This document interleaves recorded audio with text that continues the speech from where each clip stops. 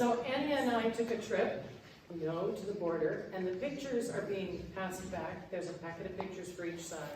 Those are some of the pictures that we felt were important to share with you. The very first one is intern Jason, who happened to sit next to us at breakfast. We were sitting there and there was an empty seat, and he said, "Can I sit there?" We're like, "Yeah." And he sat down and he looked at me and he said, "You're from Davis?" I said, "Yeah, I'm an intern at Davis Lutheran." He goes, "No, I'm an intern at Davis Lutheran." And I said, "Oh." I said, "You didn't answer my email." He said, "Oh." So he's supposed to be giving us an update, which I will share with you at a later date. So that's why he's in the first picture.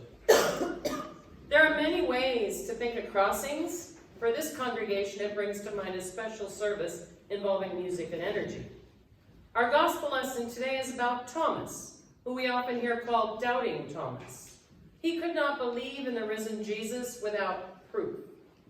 We also have trouble believing how awful a situation can be without proof. Annie and I saw the proof during our trip across the border into Tijuana in February. The crossing I want to talk about is a journey from danger to safety and from the known to the unknown. On Tuesday, February 18th, 2020, approximately 200 Lutherans traveled across the border on foot to see and experience the wall, the border, the others. The walk from North America to Tijuana is an experience very different from crossing in your car or on a cruise ship. You walk along sterile walkways with glimpses of Tijuana through chain link fence and barbed wire.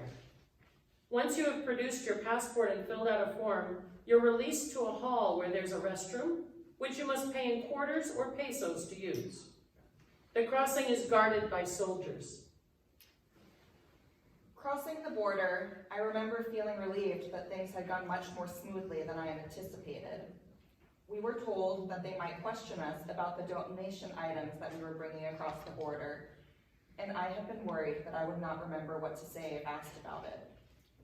The feeling of relief turned into fear when an AR-15 toting Mexican soldier entered the building.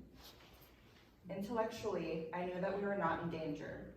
However, I wondered how the people who cross the border on a frequent basis must feel if they are faced with this every time they cross. It seemed so wrong. Once across the border, we traveled in small vans to Hope Park. We had about 15 minutes of free time to explore Hope Park before the worship service started, so I walked around and looked at the artwork that people had created on the Mexican side of the fence. People had painted images and written messages that were angry, sad, and hopeful. One simply said, love trumps hate, and another wished for a better future for the author's children. I went down to the beach, and I was struck by the footprints and paw prints that appeared everywhere in the sand. I thought about how similar the beach must have looked 2 fences away, and wondered how people could justify building a fence to separate people who are the same at their core. On the American side of the fence is another park, Friendship Park. This sounds like a nice place to visit. On August 18, 1971, Friendship Park was inaugurated by First Lady Pat Nixon as a symbol of bi-national friendship. It was declared a national monument. Until 1994, there was only a simple barbed wire fence, and Americans and Mexicans could meet on the border under the supervision of the U.S. Border Patrol. Since 2017, access to Friendship Park has been limited to Saturdays and Sundays, from 10 a.m. to 2 p.m. Vehicle access is not guaranteed, and it's almost a 2-mile walk to the park. Access to the park can be canceled at any time without notice. Families used to travel to Friendship Park to visit family members who were unable to cross the border.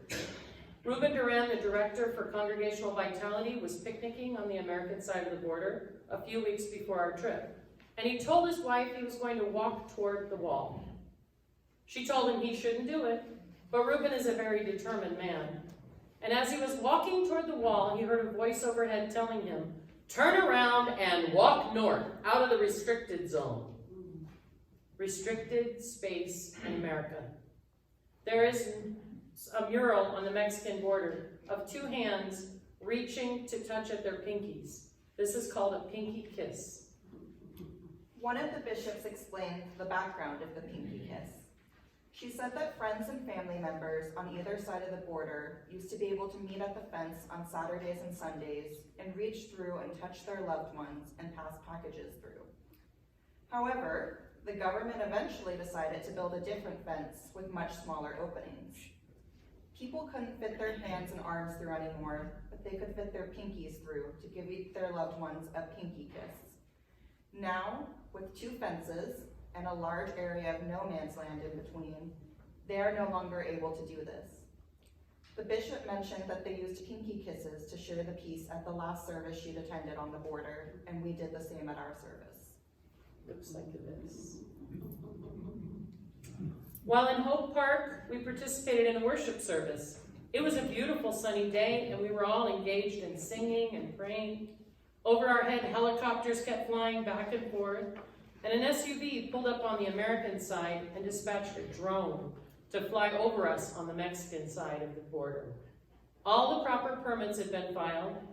Our purpose was clear, but Homeland Security felt the need to display a show of their power. We were able to visit Casa del Migrante, which means migrant house. They are a nonprofit civil association established in Tijuana in 1987. They assist the most vulnerable migrants who arrive in the city, whether they are deportees, people deported from America, displaced persons, migrants in transit, or refugees from other parts of Central America. They offer basic services, shelter, food, and clothing, as well as legal and medical resources. They also help immigrants and migrants to survive in Tijuana. When they reach Tijuana, they have no identification, and to get it, they must travel to Mexico City to get it. That means traveling over 1,827 miles one way. They can only get identification if they have proof of Mexican citizenship. If they do not have identification, they can be arrested, and this can make them unable to immigrate due to a criminal record. They have welcomed more than 250,000 migrants at Casa del Migrante from all over the world: North America, Southern Mexico, Central America, and South America.